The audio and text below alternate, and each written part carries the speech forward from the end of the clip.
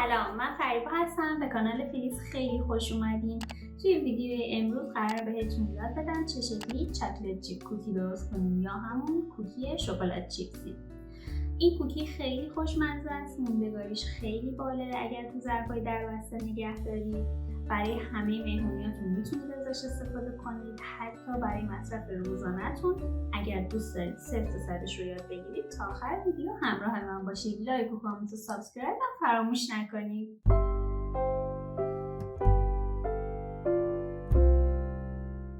200 گرم آرد الک شده رو توی کاسه همزنتون بریزید. 85 گرم شکر قهوه‌ای رو بهش اضافه کنید.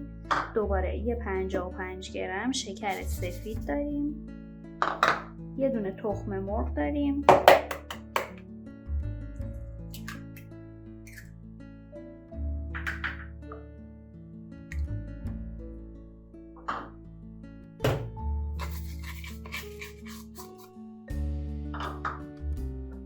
یک قاشق چایخوری بیکینگ پودر و 1/4 قاشق چایخوری وانیل نیاز داریم و 125 گرم کره ذوب شده نیاز داریم. اضافه میکنیم.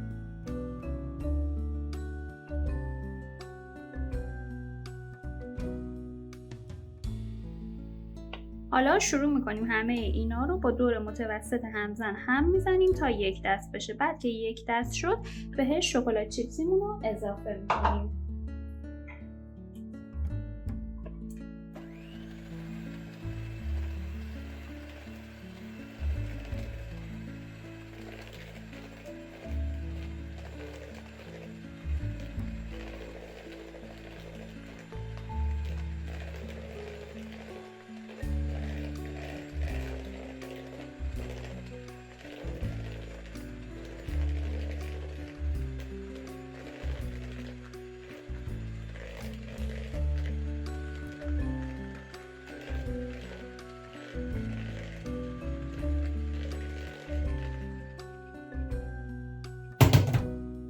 یه دور با لیستکم جمع میکنم که اگر آردی مونده به دیواره ها چسبیده بیاد وسط و همش با هم ترکیب بشه. به یه چنین بافتی باید برسیم.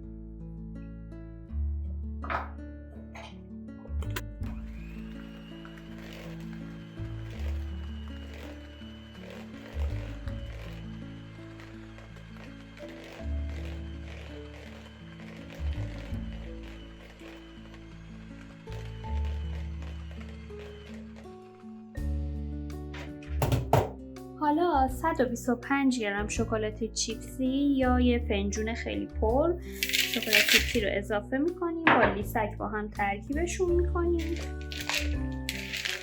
و بعد توی یه سینی که کاغذ روغنی گذاشتیم اینا رو با فاصله میچینیم و توی فر قرار میدیم.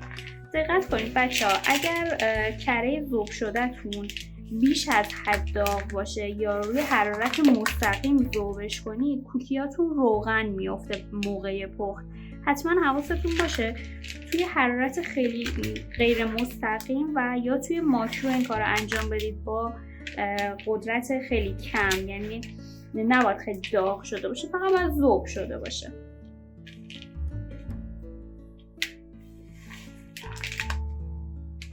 به این شکل. حالا توی سینی فرم کاغذ روغنی میندازم و اینا رو میچینم با هر سایزی که بخوام. بعد از اینکه توی سینی کاغذ روغنی گذاشتیم شروع می‌کنیم کوکی‌ها رو به این شکل با فاصله میچینیم. اینکه می‌خوای سایز این کوکیاتون چقدر باشه کاملا سلیقه‌ای هستش، دست خودتونه. من الان هر کدوم از کوکی‌ها رو دارم 20 گرم وزن می‌کنم و توی سینی میچینم. اگر دوست داشته باشید تعدادش کم باشه میتونید بزرگتر بردارید و اگر میخواید خیلی ریزتر باشه و لقمه‌ای تر باشه حتی از این هم میتونید کوچیکتر بردارید.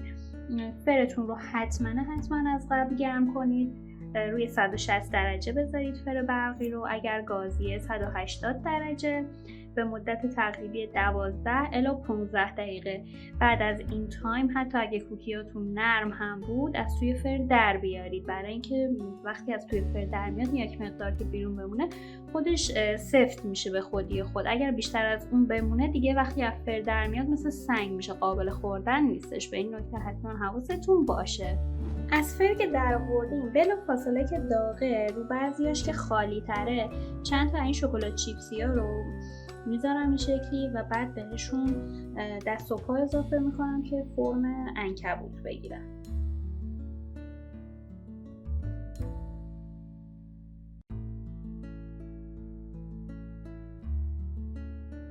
به بعضیاشون هم از این چشمای شکلاتی میچسبونم.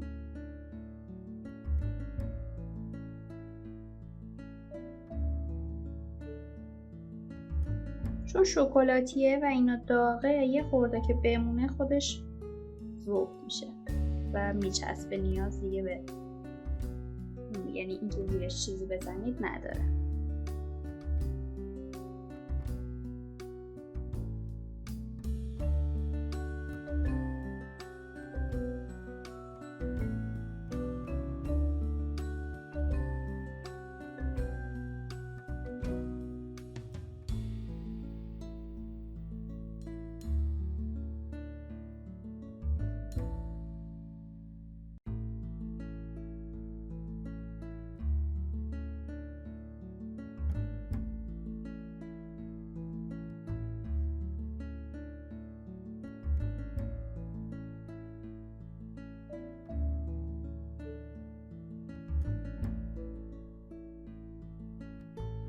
بچه‌ها یک مقدار شکلات سفید ذوب کنید و بعد به این شکل توی قیف بریزید و روی چند تا از این کوکی ها رو به این شکل دایره وار پایپ کنید.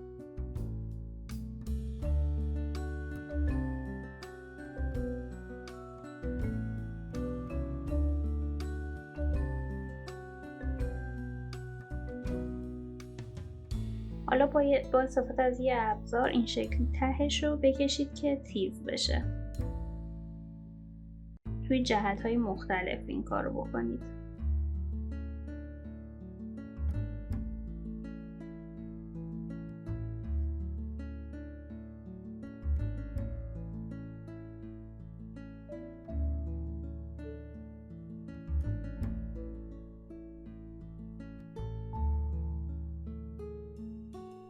حالا با استفاده از شکلات مشکی براش با یه خلال چشم بذارید.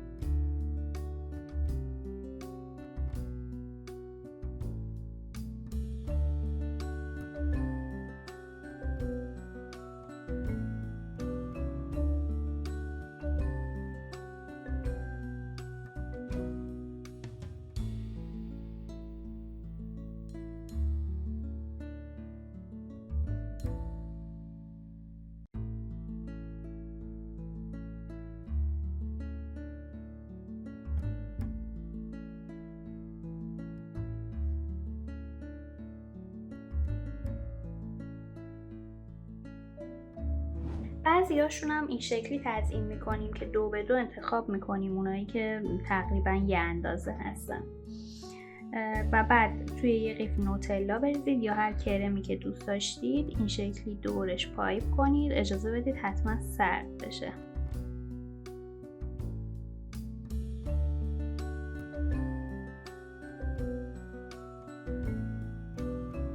دیگه وسطش نمیخواد بریزید چون شیرینی همینجوری خودش خیلی شیرین هست، دیگه با نوتلا بیشتر پرش نمیکنیم. و بعد اینا رو این شکلی روی هم قرار میدیم یه ذره خودش رو بگیره و بعد اینجاها رو دوباره چشم میچسبونیم.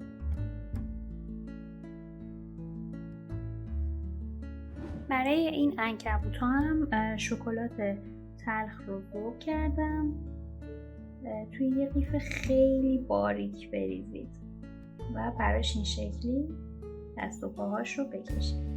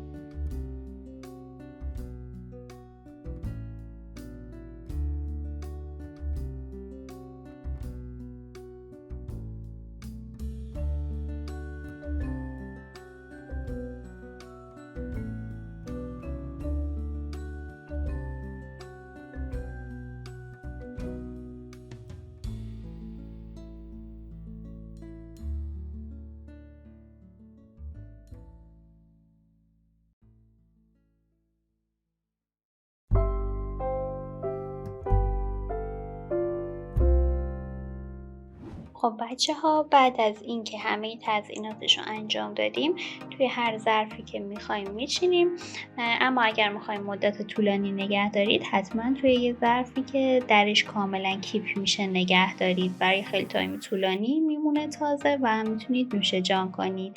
امیدوارم این آموزش لذت برده باشید. تا آموزش های بعدی، خداحافظ.